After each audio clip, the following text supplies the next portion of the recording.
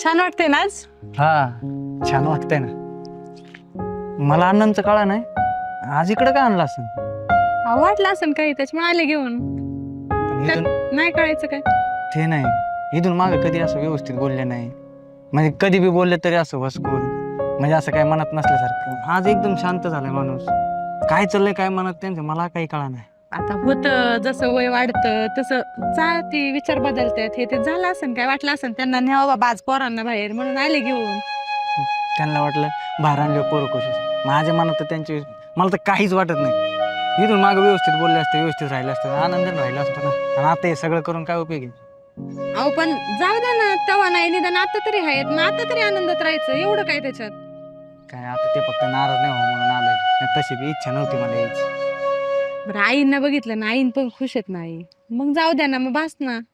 आई खुश, सगळे खुश, अण्णा खुश. जाऊ दे, एवढं काय नाही.